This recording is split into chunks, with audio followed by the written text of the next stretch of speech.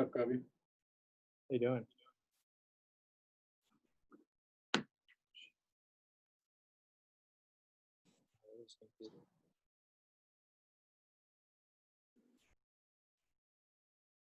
that working? Oh, hold on a second. Have we shut this, Coby?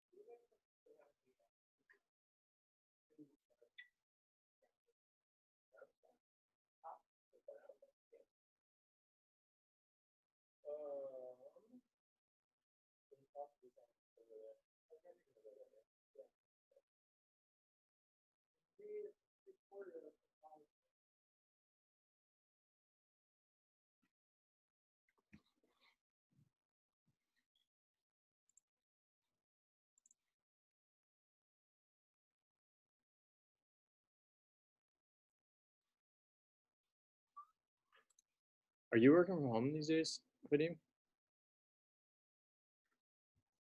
Yeah, can you hear me? Oh yeah, yeah. Yeah, I'm working from home. Just under the climbing wall. What's that? Under the climbing wall. Yeah, exactly. I just mounted my sewing machine into my workbench, so I finally have a decent surface. That's cool.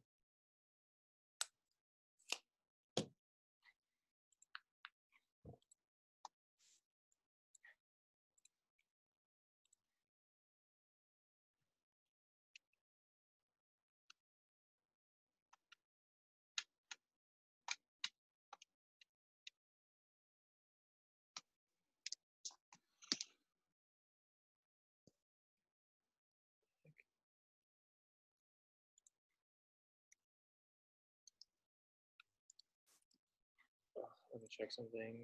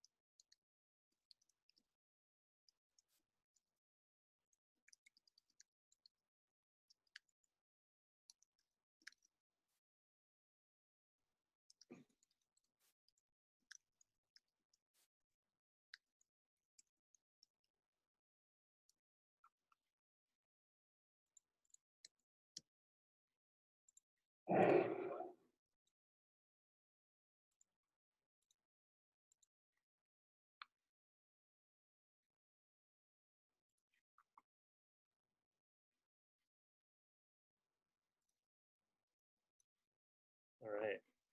How many people do we have now? I don't know. Not a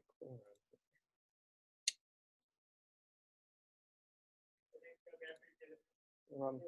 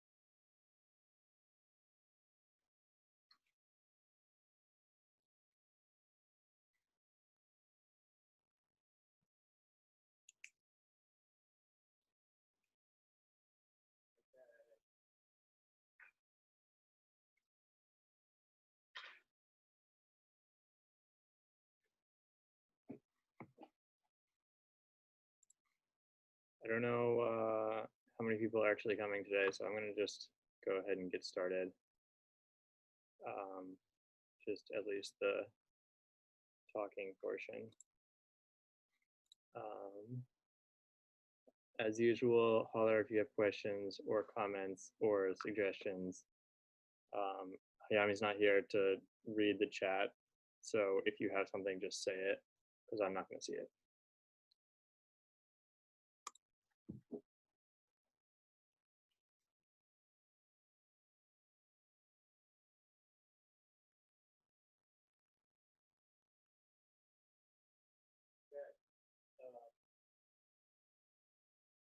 So the plan,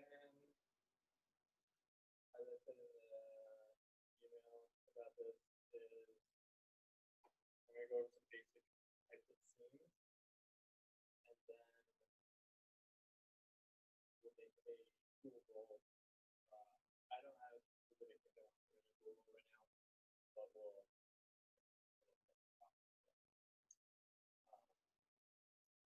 Before we get started, I want to talk a little bit about tools and materials.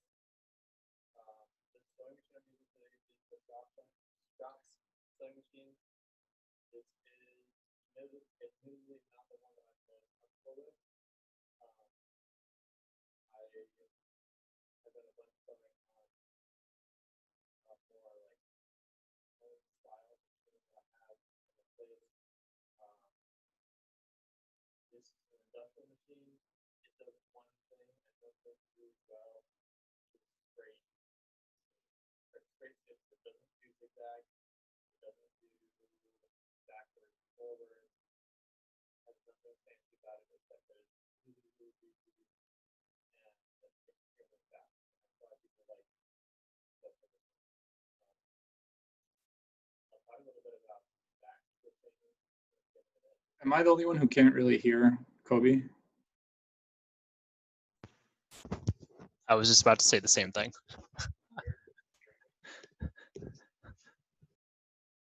Coby, we can't hear you. Oh, how about now? Much better. My fault. I was unmuted and muted on the wrong machines here. Let me start over then.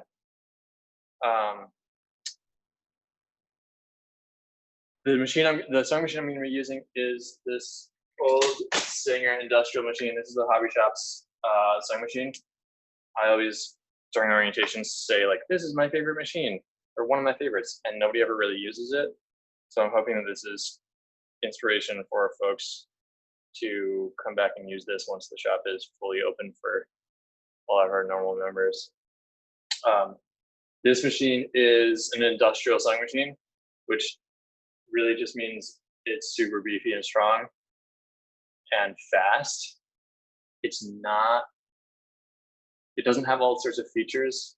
The machine I use at home has backwards, forwards. It has a bunch of different like stitches, including zigzags and funny patterns and stuff. This one is really just good at going straight and going fast. But we'll deal with that. It also, I'll talk about back stitching when we get going here, and that involves having a reverse. And because this doesn't have a reverse button or reverse function, we're gonna have to flip the whole thing around and go backwards and then just flip it around again. But I'll show you that when we get there. The fabric I'm gonna use for most of this workshop is for the demonstration of the seams. I'll use this like white, I think it's somebody's little bed sheet or something. It's just a cotton woven material. And then for the project demo, I'll probably use some sort of bold pattern just because I like that kind of stuff. If we get there. The other things I've got here, my sewing scissors, and these are not very sharp. I've realized today. I didn't bring my good ones. And then we have a cutting mat, this roller cutter, which is incredible, a ruler, and an iron. I don't have an ironing board, but I'm just going to use that yellow, thicker cotton there, a bunch of layers of it as an ironing board. It should be good enough. I also want to talk a little bit about a couple different types of fabric. So we have, there's two, I suppose, three basic types of fabric that are common. I'm just going to talk about two. A knit, which is like a t-shirt material.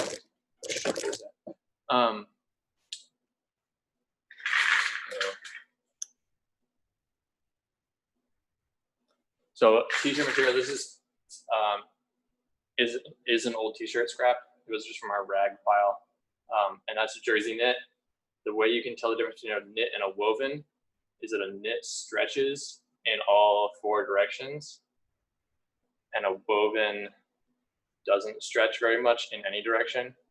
If you were to look at this in a microscope or even just a magnifying lens, you would see that in a woven, all your threads go this way and this way, horizontal, vertical, and are relatively straight, although they loop on, or they weave under and over each other. In a knit, there's actually layers of, just like a knit sweater, there's layers of loops this whole way. And that's what makes it stretchy, is that you're expanding and contracting those loops.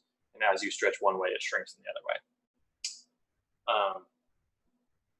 Wovens are a whole lot easier to sew, generally speaking, especially when you have a straight stitch machine only, which is what we're working with today anyway. So I'm going to stick with wovens. If you have knits, it usually requires either a zigzag stitch or an overlock machine in order to make a seam that stretches with the material. Straight stitches are fine for, and actually ideal for a woven material like this cotton here.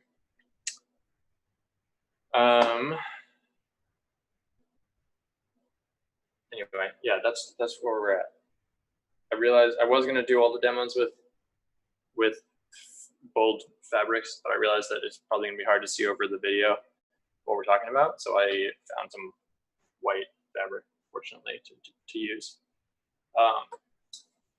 Machines generally thread relatively similarly, but sometimes there's some peculiarities between different machines. I don't want to go into super specifics on this, especially because this industrial machine has some weird extra tension things going on. But it essentially just comes from the spool in through the tensioner here, up to this top loop, and then straight down through all these loops to your needle. That's your top thread. The bottom thread is in what's called a bobbin underneath the table here. And this is your bobbin. In our case, oh shoot, I'm running out. We have, I'm gonna rewind this. We have white bobbin thread and this blue top thread so that we can see which one's which. Let me go ahead and rewind this because it's out.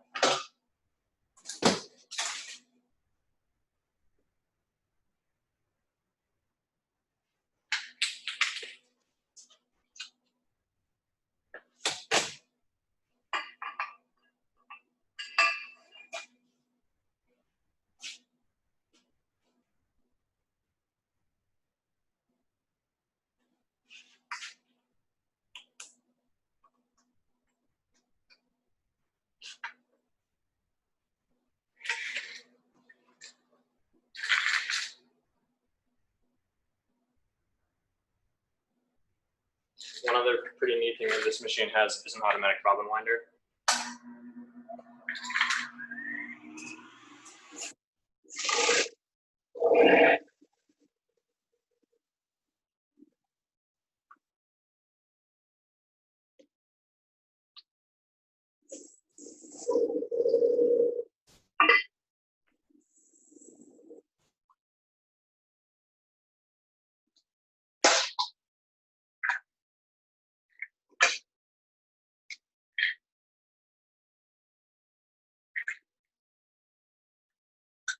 The other slightly crazy thing about this machine is the motor is always running when it's on, even if you're not moving forward. So I'll try to get in the habit of switching it off when I'm not sewing so that people can hear me better. Try to be as loud as I can be as well. Okay.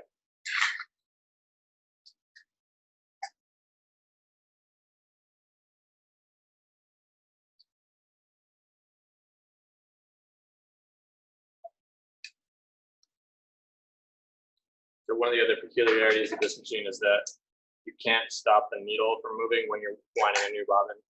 So it invariably comes unthreaded while winding a bobbin.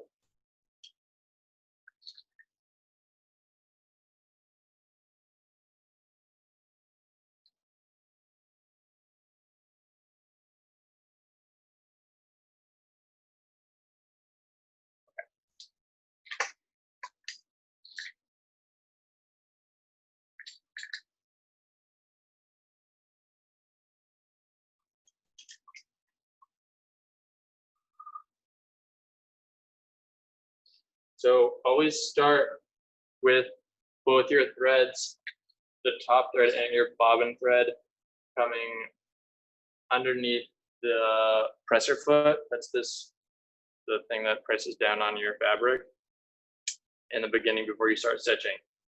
I'm gonna take 2 of these pieces of our woven cotton for each type of stitch we're gonna do and just demonstrate each one. Again, as usual, holler if you have questions.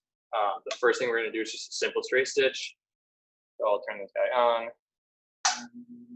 And this is the back stitch. You want to go forward a little bit. If you have a backward button, do that. If not, you have to lift your presser foot, bring it all the way around, put it down again, go back to your beginning.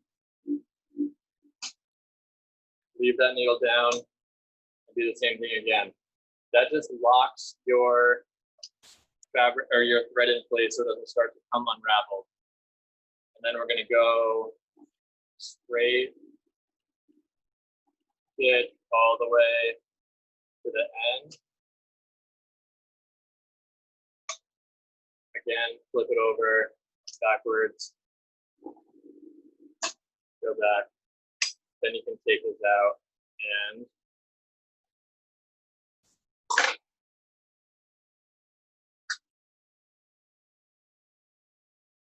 and then what you have is something that's locked on both ends. And if you pull it apart, I don't know how well you can see this, but you should be able to see some of your top thread and some of your bottom thread coming through very slightly. If it pulls apart pretty far, that means your tension is too loose, usually. Then if on one side of your seam, you see a lot of your other color. So in this case, we can't really see your hands.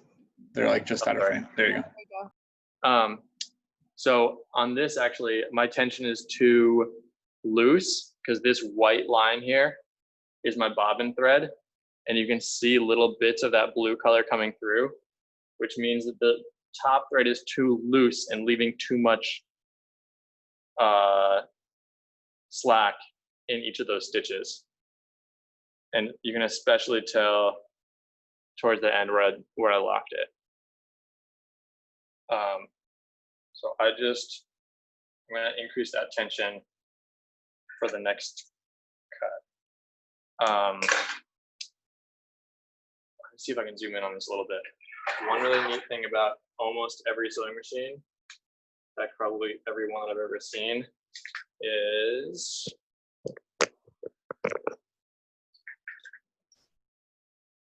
these little lines here show you the measurements of your what's called a seam allowance. So that's like this distance here between the stitch and the edge.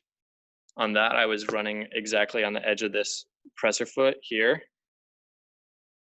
And that gave me a 1/4 inch seam allowance. That's this line there. If you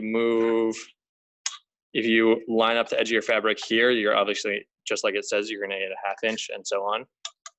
So that's a really easy way to keep your seam allowances correct. And most patterns, if you start making garments or other things like that, will tell you what the seam allowance in the pattern is.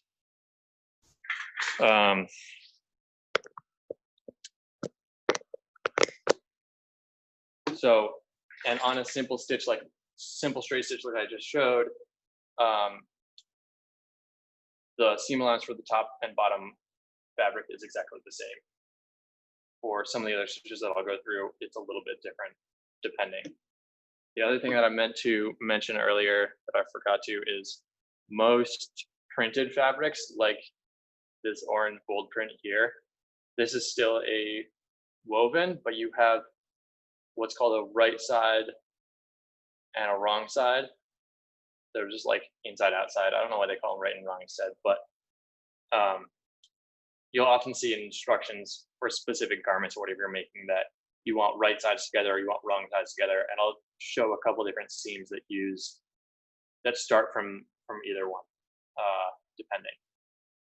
So back to our straight stitch here, what you can see is because your edges are exposed, you have the possibility that there's all these frilly little bits coming up. And sometimes if you're making like a sealed pillow or something like this, it doesn't matter. But on a garment or something that you possibly might see the inside, you don't want to leave that that raw edge exposed. So there's a couple different ways we're going to deal with that, and I'll go through a number of them.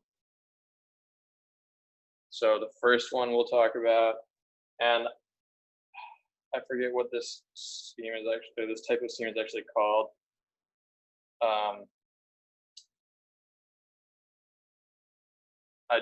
I always forget the names of these, but the first thing we're going to do is after you've cut your pieces, lay one so that there's about a 1/4 inch overlapping. And we're starting with, if we had our printed fabric, we'd start with the right side and the right side. So the print that you want on the outside of your garment is here and is here, and we're laying those together. And then I'm going to put lining up. I'll zoom in on this again. Lining up, oops. One of those pieces of fabric is at the edge of my presser foot here. I can point with scissors. And the other one is at approximately at my 1/2 inch, because I have about a 1/4 inch difference in the seam allowance. So this is 1/4, that's another. And if you're making your own patterns, you obviously need to include an extra 1/4 here and an extra 1/2 here for this particular type of seam. So once again, I'll turn the machine on. I'm gonna run through this. You'll see the back stitch, and then I'll cut that or run that seam. So forward.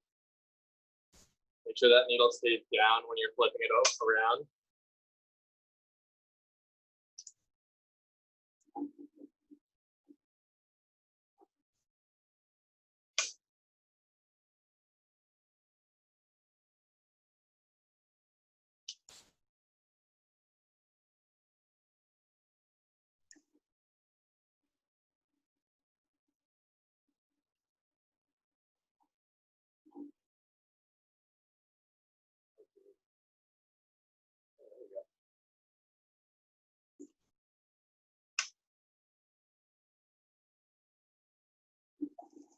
Oops. Don't forget to put that present back down.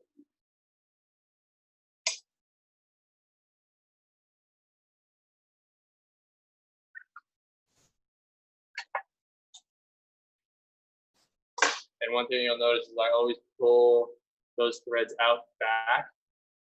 That makes sure that you're not going to break your thread while you're while you're pulling it a little extra out. So tension still isn't quite right, but it's good enough to move on. So now what we see is on the outside of our seam, it looks the same. On the inside of the seam, there's one is longer than the other. And I'm gonna flip over to the iron for the next little bit of this.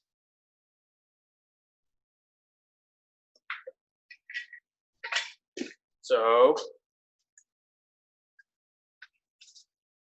this is my impromptu ironing board.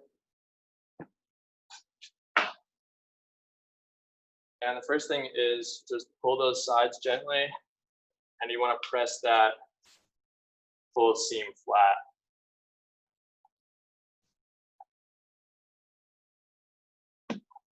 And then hold that side that's a 1/4 inch longer, fold over and press that.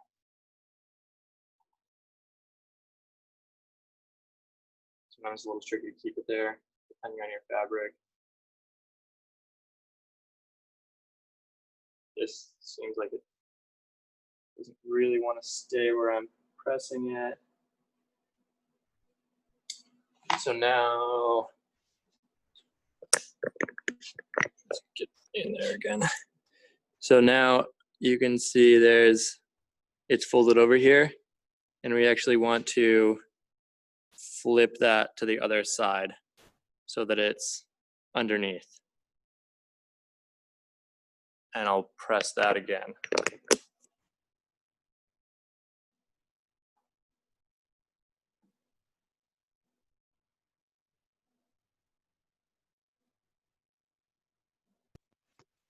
Coby, you Yeah. turned your camera off. Yeah, we lost your video.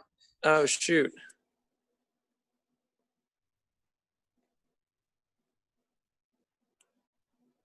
How about now? That's good. Thanks for letting me know. So, and it's crucial here that we try to make sure that it's folded only that 2 times. So it's pressed flat, and then you get that other bit under there. I don't know why, it must be the blend of this fabric or something, but it's not pressing as I would have hoped. In the end, what we're looking for is, it looks like this. Oops, can we see? Yes. So all of those little frills are pushed under. And then we're gonna switch back to the machine.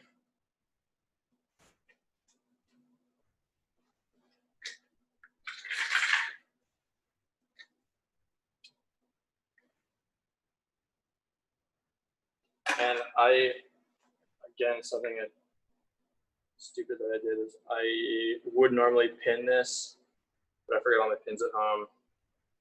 So we can't do that. So grab this again. So I'm putting that in so that the presser foot is pressing on top of that seam. If you have a machine where the needle can move left and right, you want to move it as close to the edge of that as possible. You really want to just be sewing over the top of that seam. I'll just run this, do as best we can.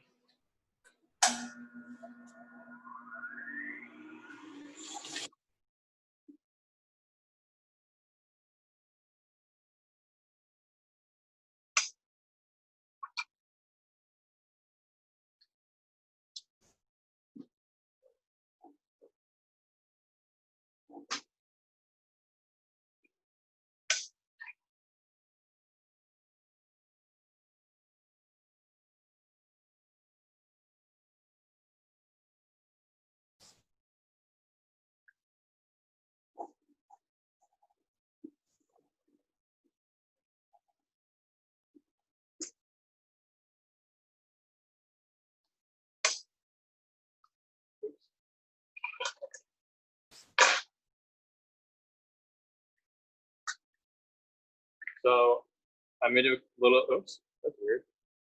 Huh.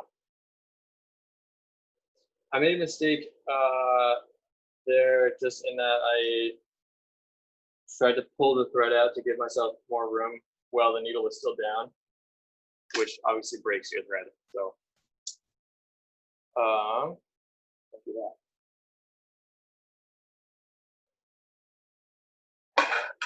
And once again, because of the pinning, it didn't come out super straight. But now what we have is, this is your inside, and there's no ragged edge anymore. And the outside is still a little bit funky, but we're gonna just run another straight stitch right over top of that in a second here. After I reset the machine.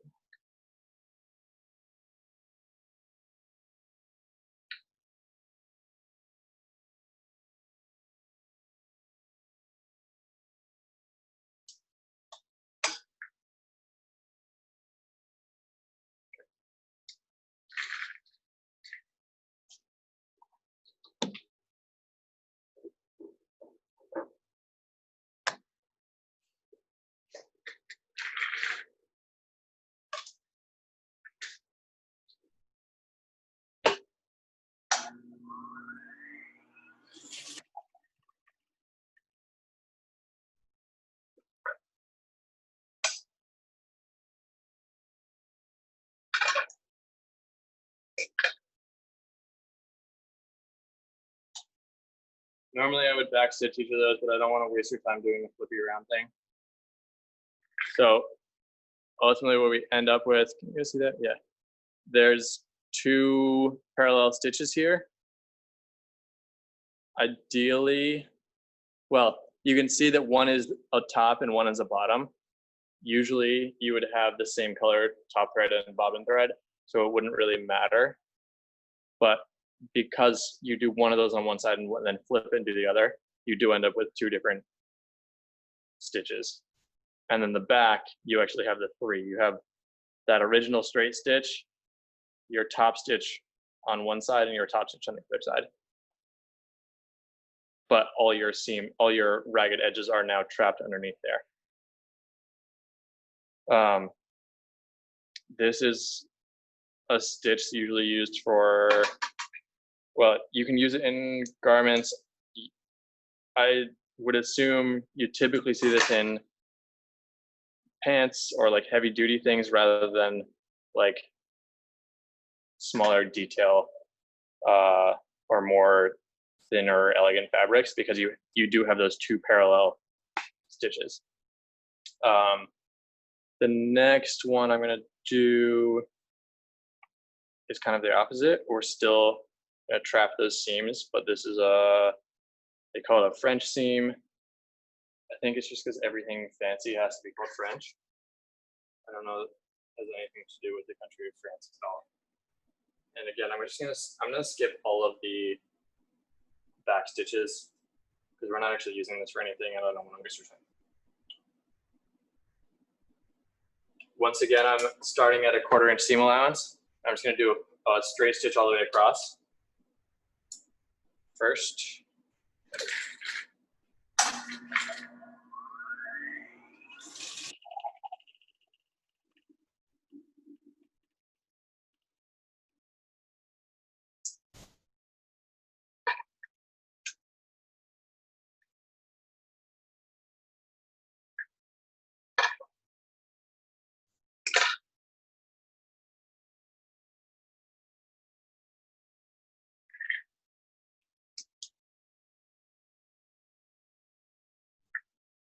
That got funky because of a thread problem. I'm gonna start again.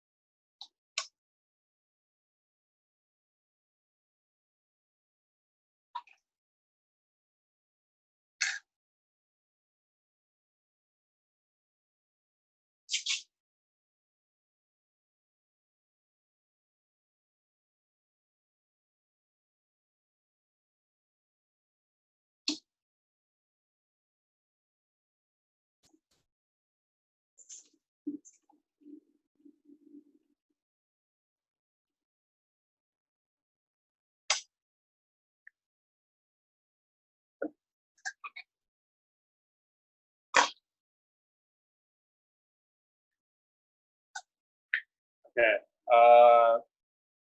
That got a little messy. The first one I did there just got a little messy, which is another reminder to always keep your threads when you're starting out facing back from your needle and underneath the presser foot, because if not, stuff can get tangled and then it's really annoying, as you probably saw. So again, I've started with a 1/4 inch seam allowance, and in this case for the French seam, I'm going to trim it. You see that? I'm going to trim it down with scissors to something as close, probably half that, go to about an 1/8. Doesn't have to be exact, but you want to get it pretty consistently close to that original stitch line. Should probably have the scissors. And I forgot to mention earlier. I said some of our seams were going to start from right sides together. Some were going to be wrong sides together. So in this case, the one I just finished before with the double top stitches here, that's with right sides together. So if you're making a garment, the part that you want on the outside of that print, so in this case with this orange, you would want this and this together. And what you're seeing is the ugly side that is usually on the inside. On the French seam, this is one of those cases where you're actually starting with the wrong sides together. So you're starting with like this inside, not as nice part. And then we're gonna actually flip this over. Let's bring it back to our ironing table here.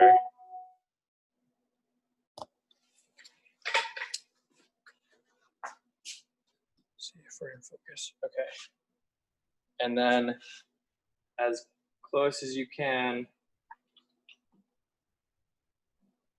press that tiny seam, since we trimmed it, press that to one side, and then flip that. Now, can we see that? Sort of. Now I'm going to press that again. So now we're right sides together on this fabric. And we're pressing it as close to flat against that seam as possible. Where's that camera? There we go. And then I'm going to bring it back to the machine. Start that up again. And now we're running a 1/4 inch seam allowance again. But since we cut, well, I'll explain it later.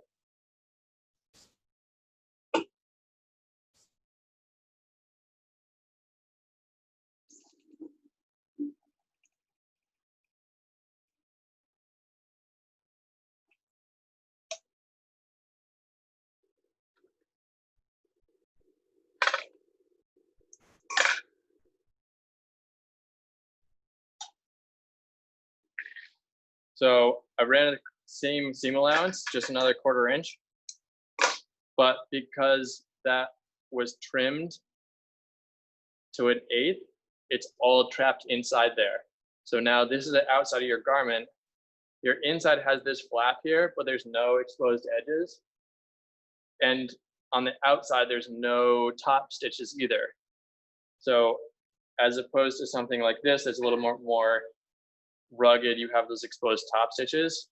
The French seam here, it can be in a lighter fabric. You don't see any real lines of stitches or threads on the top.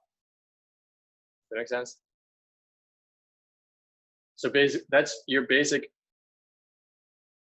two types of, well, I guess 3 types of seams that I went over. We have the regular straight stitch where there is exposed edges on the inside. Maybe that's okay. You have your top stitched seam with Coby, it hidden on the inside. I think that one's called flat felled. Is that right? Yeah, I think that's probably right. I think that's the one. Like it use it in jeans and stuff. I think that's what it's called. Exactly. Yeah. And if you look at a pair of jeans, unless they're like handmade, they're probably some sort of fancy stitch with a fancy machine that does it all at once. So there's like some weird you can, well, on some of them it'll be an overlock machine that's cutting and sewing at the same time, and on other ones they'll just be a flat felt seam like this. That's exactly right. That's what it's called. And then on lighter garments, you often have a French seam. I really do think that people name stuff French whatever just because it's fancier. French drains, French curtains, French. It's all just the fancy stuff.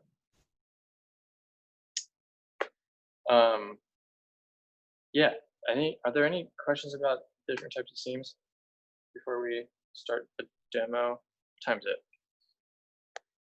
I can't even see the time. Doesn't matter. Somebody has something in the chat. Oh, that was me saying the same thing. Oh, okay. Yeah, I can't see the chat. Okay. Can I get a time check? Does anybody know? It's 5:40. Oh, shoot. Okay. We're probably not going to finish well, I could stay a little longer. I'm going to move over to here again. I'm sorry.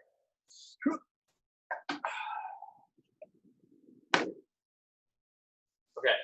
So for the tool roll that I was talking about, we're going to use two different prints. One is this spike chains, and one is these birds on the fire escape. We'll start by lining up the two corners and sides, because basically all we're doing here, we want two of the same size piece.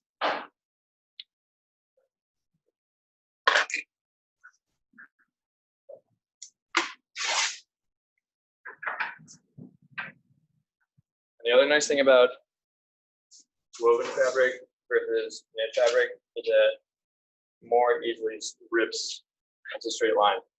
And it's not a straight line that you want to use sewing, but it is straight enough to line up corners and start cutting again. So I'm just going to go approximately slightly forward here. And I'll use the roller cutter just because it is a whole lot easier for straight lines than scissors, and my scissors are not very sharp. But we can just lay this ruler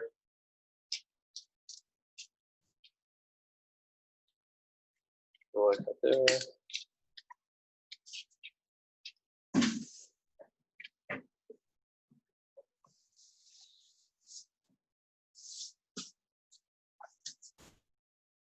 This roller cutter is definitely the most dangerous part of sewing. Because it's so darn sharp. And I don't know about you guys, but I just start not paying attention as much to it because it looks so tame, but it's really pretty remarkably sharp blade. Not a pizza cutter.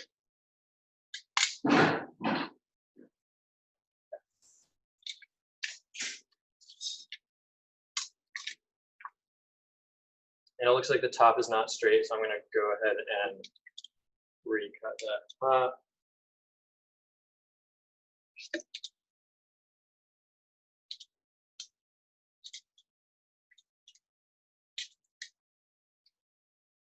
And because this last edge is a raw edge, I'll just recut that as well.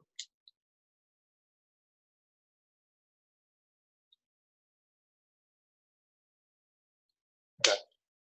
Now that we have two of the same size, I'm going to put one aside.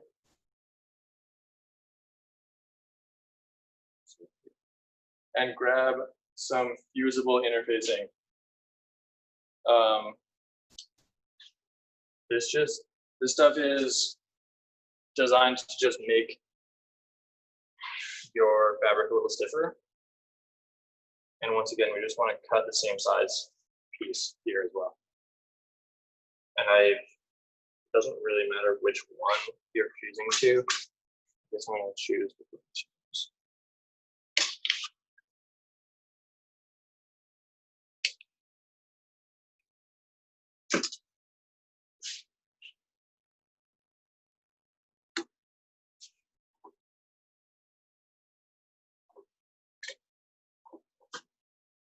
This stuff is also found like if you have a collared shirt or something where there's like one part of your garment that's way stiffer, that's very likely because there's interfacing inside. There's all different weights of this stuff. Mostly it irons on, which is how we're going to do it. Put down the ironing board. You want to make sure you're fusing it to the inside of your fabric, obviously. You don't want to see this stuff. And the fusible interfacing also has an inside and an outside. Usually you can tell because there's like a little bumpy surface on the side that has the heat fusing material. You just want to like press that and stick it. Is that one a non-woven interfacing? What's up? Is that one a non-woven interfacing? This one, I believe it is actually a woven interfacing, but a non-woven is probably preferable. I typically go to Gather here in Cambridge to get fabric, but since they're online ordering only, I think I clicked on the wrong button. It's not the best interfacing to use. And you just want to keep going until it's really stuck everywhere, and make sure your fabric isn't wrinkled. If it is, you can usually still peel that stuff apart. So just keep going until that whole thing is really stuck down.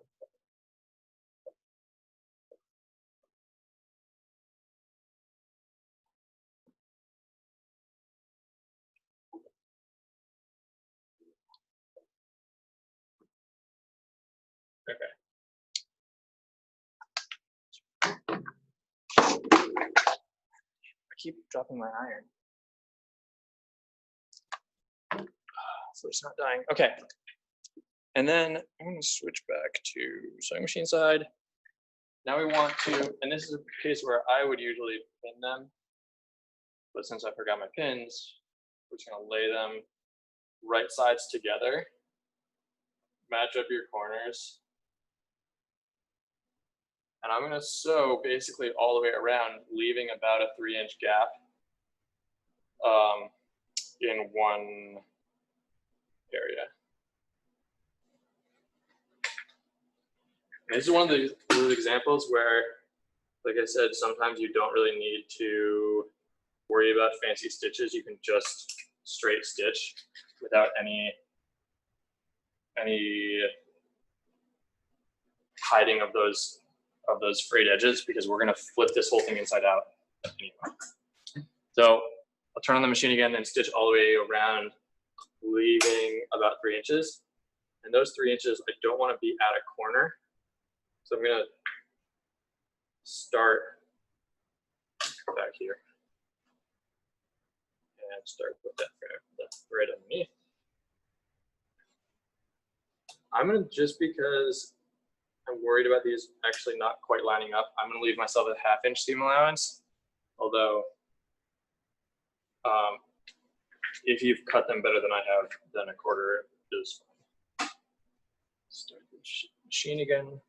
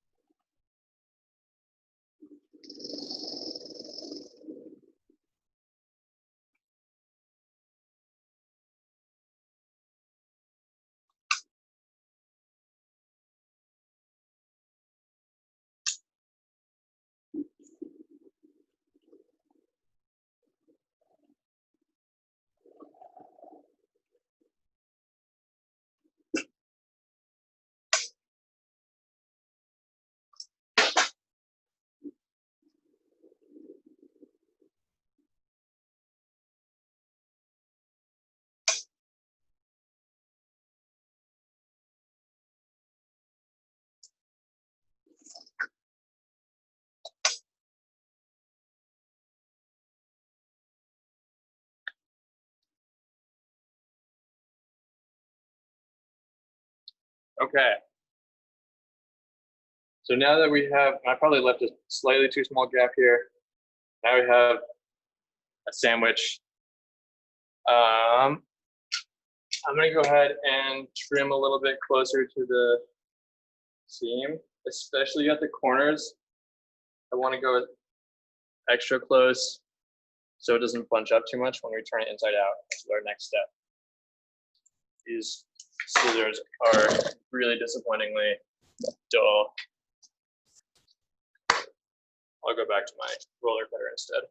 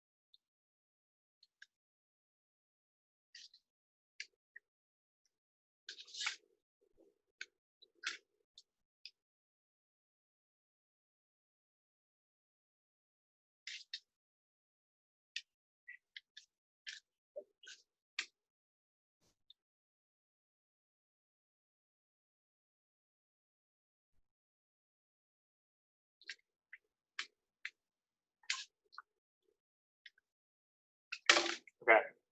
And once that's trimmed, you can just take the whole thing and flip it inside out. And this is why I probably should have left a little bit bigger hole, because pulling all that fabric through its own smaller hole is tough. There's a Shel Silverstein poem that I remember about some guy named Hungry Mungry who eats everything, and then there's nothing else to eat, and he eats himself and turns inside out. Feels like that.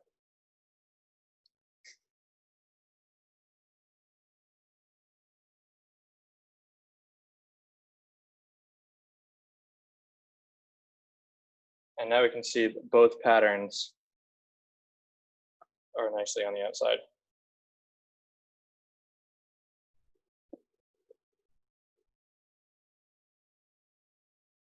The tricky part here is getting into those corners. Often people just use like a little dowel or a pointy stick or a chopstick or something to push those corners out all the way. You can also just like do this rolling, and that sort of does the job, but not ideally. I don't want to waste time by running to get a dowel right now. I'm not gonna.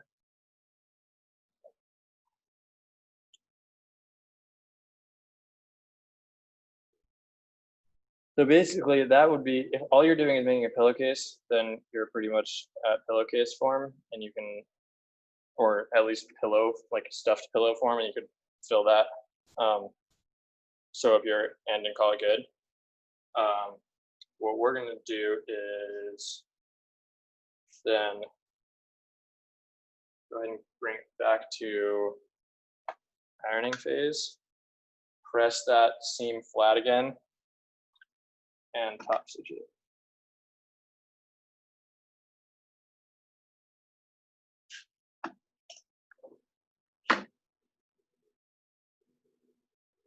The top stitch in this case is sort of just decorative,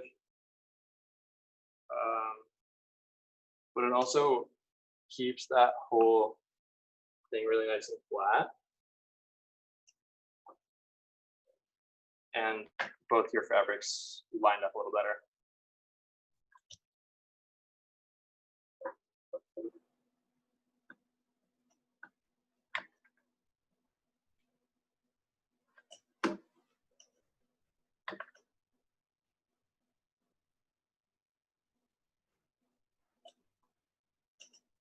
I also forgot to bring like webbing or ribbon or something, but you can pin in that little hole where the seams ended. You can pin some webbing, and then on this phase where I'm going to stitch all the way around, you can sew in that webbing, and that's going to be your like clasp or whatever you're tying it together with.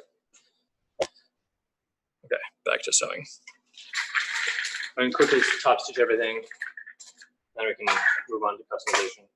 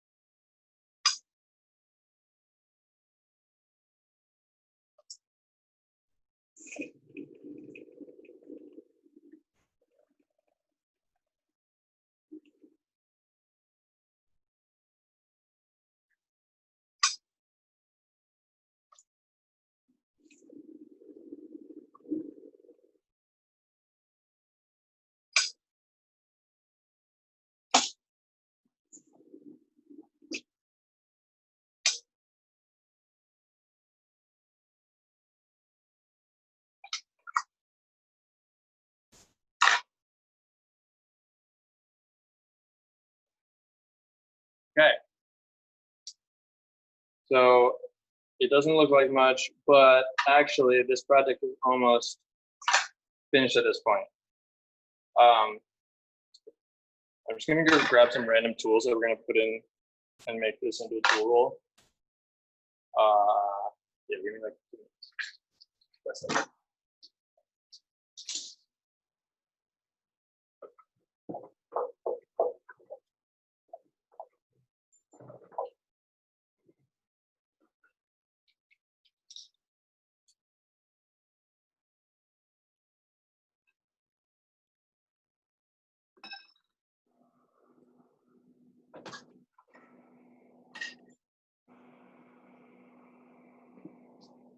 Okay. So we're gonna use a glue brush, 2 tiny hammers, a mini pitchfork, this weird knife thing, and a pen. Actually, just 1 tiny hammer. So the first thing we're gonna do is roll this up to about there. I guess at this point I've chosen. At this point, you could choose which of those fabrics you want to be outside, which one you want to be inside. I'm just gonna go with it like this. We'll go with 2 pens. Two pens together. And once again, this would be a great time if you have pins to pin, and I would go ahead and pin it here, like in between each tool and on the ends. I have just a second. I'll do it again.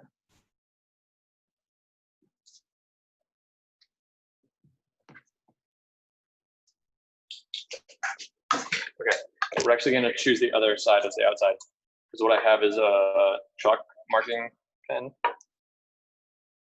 So, and it won't show up on white, so I'll do it on the yellow. Fork. And you could just evenly space your pockets. It doesn't. But I'm going to do them here, here,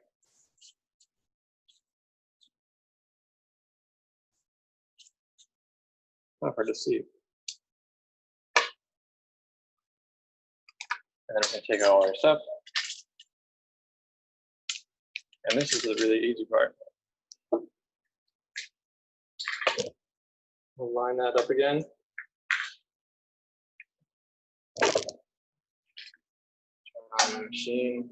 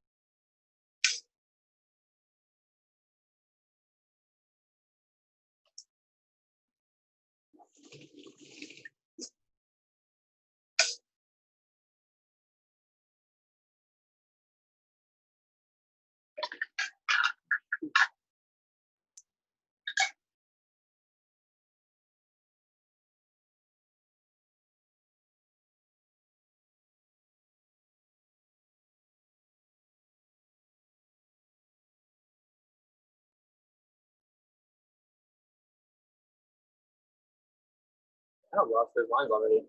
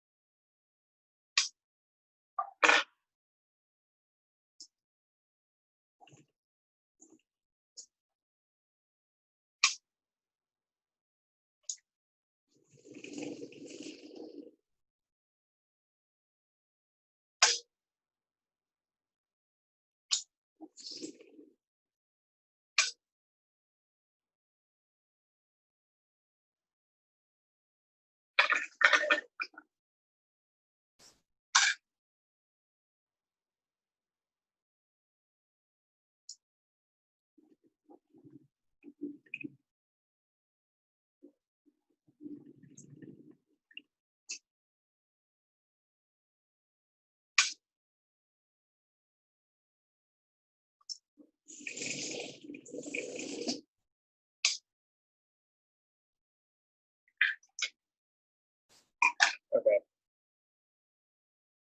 In the interest of not wasting else time again, I'm not going to do all the pockets. You can see what we're talking about here. Then the other side can flop over. If you had that ribbon, because the opening was closer to one side, the ribbon's going to be coming out here, webbing or whatever it is. So when you flop it over and roll all, or I guess you would roll from this side, then your ribbon can tie it all up. All your tools are in there. If you wanted to use chisels or other sharp tools, I wouldn't recommend just a woven thin cotton like this. You would probably want to go with something like a waxed canvas or even a thin leather or something, so that you're not cutting through your tool roll with the tools that you're rolling up. But since we chose all things to fit a blade, which is fine. Should be pretty straightforward.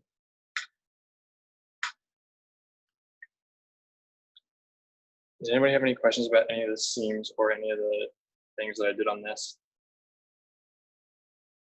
The steps for the roll.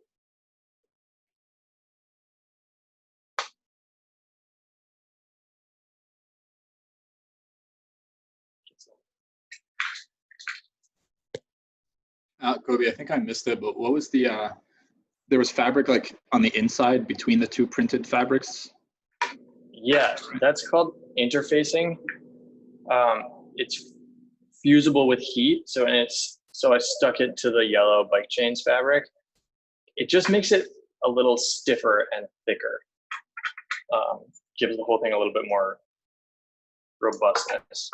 When I was making shirts, I mean, when anybody makes shirts, but that's what goes on the inside of the collar to keep it stiffer, so it doesn't flop around all as much. But yeah, it has basically a heat fusing glue on one side and fabric on the other. Cool, thanks. Yeah.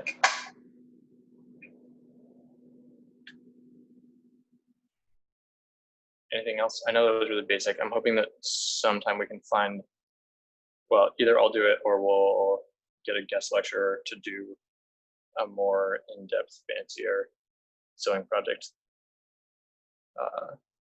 that has something other than just straight scissors. I was thinking about doing a mask, but there was a lot of negative, like we don't want to do masks. And I thought about doing parts of a shirt, but they're really complex and would take multiple weeks. And I don't know if that's of interest to folks either. But if you have suggestions for things you would want to learn or you want to teach another sewing demo, we're happy to figure that out. Thanks, Coby. Thank you. And coming up soon, one of our members is going to do a screen printing or block printing rather workshop, which is going to be really cool and could possibly be applicable or transferable to fabrics. And then you could print your own fabric and then sew stuff, which would be amazing. So yeah, I'm glad that was helpful.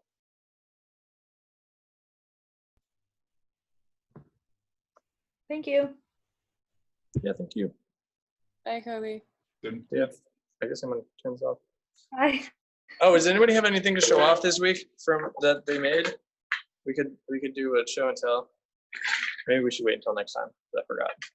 Vadim does. Vadim does. What does he make? Sickest stuffed sack you've ever seen. No, Oh, the yeah, rope let's bag. see The it. rope bag. I'd have to go get it. It's not at hand.